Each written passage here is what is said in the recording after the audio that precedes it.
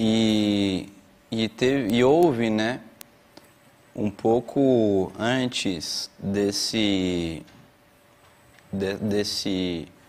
foi um massacre, na verdade, né? 10 militantes aí assassinados pelas forças de repressão. Isso daí, na verdade, é um massacre, uma chacina. E um pouco antes disso, né, houve um episódio na região sudoeste da Colômbia que aconteceu no final de semana. 5 pessoas morreram, com 11 pessoas feridas também, em um ataque numa discoteca na madrugada de sábado para domingo. Segundo o governo, né, esse ataque foi realizado por dissidentes justamente das Farc. E uma coisa que é interessante é que em um dia acontece esse ataque que seria supostamente realizado por dissidentes das Farc e no dia seguinte acontece essa chacina de dissidentes das Farc, né? Mesmo que não tenha ocorrido exatamente no mesmo local, né? Eu não tenho essa informação. Na verdade, esse ataque à discoteca foi na cidade de Tumaco, em Narinho, né? Então foi no distrito de Narinho. E aí foi no domingo. Então acontece esse suposto ataque de dissidentes das Farc e no dia seguinte o exército colombiano realiza esse massacre, né? Parece até meio, não sei, né? Pode ser que uma coisa que no Brasil acontece, né? E que certamente num cenário como é o colombiano, que é um cenário ainda mais tenso, né, que o governo considera que está mesmo em uma guerra, né, contra esses grupos guerrilheiros, né, eu não duvido que o governo colombiano, pode ser que não nessa ocasião, mas em outras, ele forge, né, ataques, atentados e atribua a eles as Farc ou ao ELN, justamente para ter um pretexto para iniciar uma repressão ainda maior, né, contra esses grupos. Não sei se é o caso desse acontecimento aí em Narinho,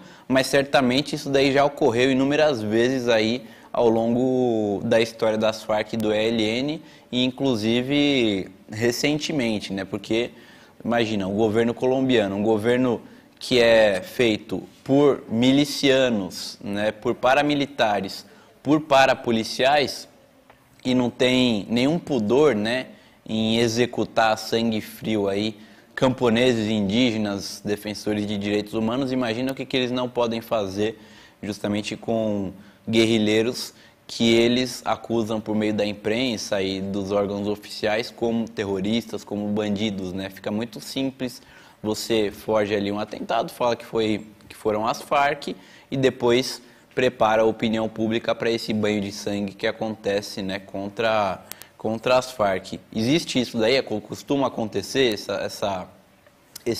ser utilizado esse método, né, de forjar atentados, de forjar ataques para atribuí-los às Farc e justificar uma repressão maior?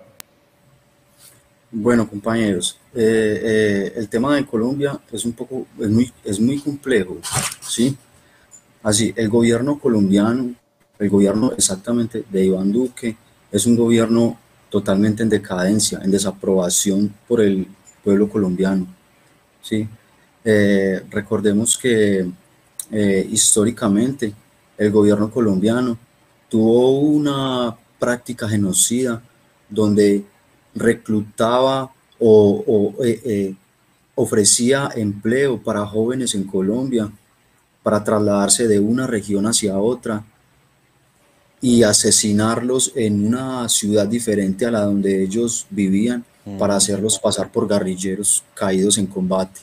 Eso fue en la época de Álvaro Uribe, cuando Juan Manuel Santos era ministro de Defensa. Entonces, fueron 6.402 personas que el Estado asesinó, 6.402 reconocidos hasta el día de hoy, porque se habla que fueron unas 10.000 personas que el ejército colombiano asesinó para hacerle creer a la opinión pública que ellos estaban acabando con la guerrilla de las FARC y el ELN. En los territorios, compañeros colombianos, existe un estado permanente de guerra.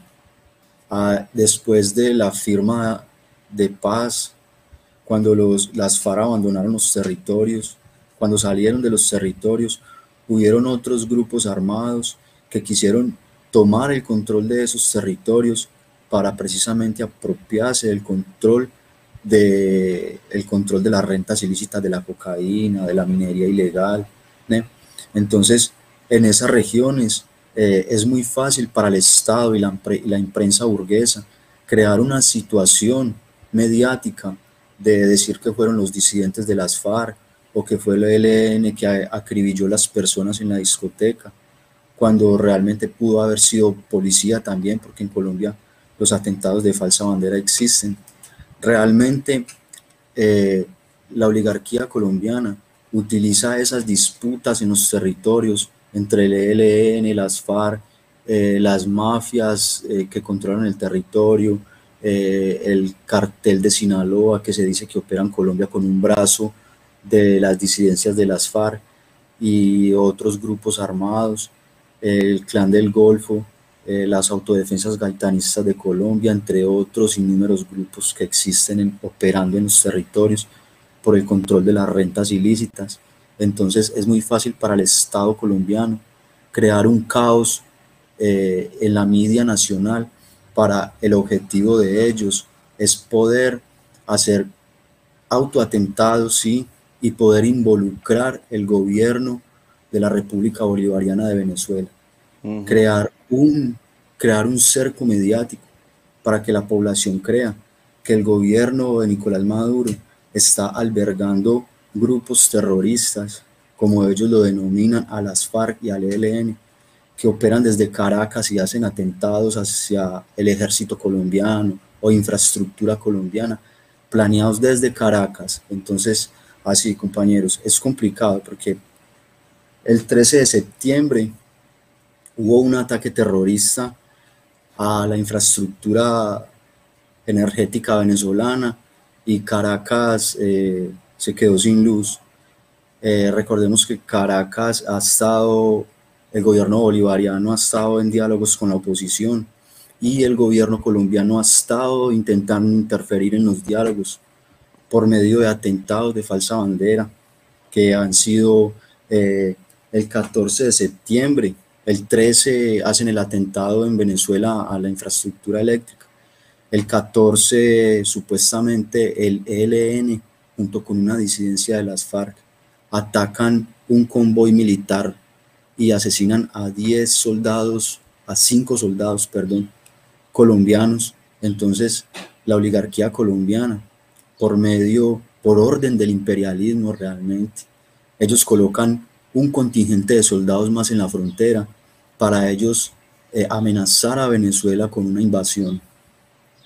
El 15 de septiembre se reúne el presidente Nicolás Maduro con Mohamed Barkindo, el presidente de la OPEP, para ellos reestructurar cómo van a incrementar el precio del crudo, ¿no?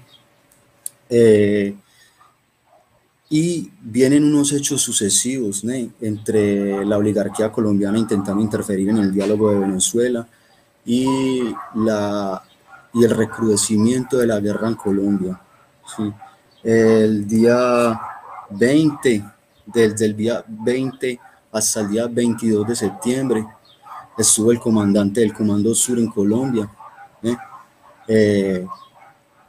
y realmente se reunió con la cúpula militar, que es una cúpula fascista que intenta realmente hostigar a Venezuela todos los días. El presidente de Colombia estaba en los Estados Unidos, mientras el comandante del Comando Sur estaba en Colombia, Iván Duque estaba en los Estados Unidos.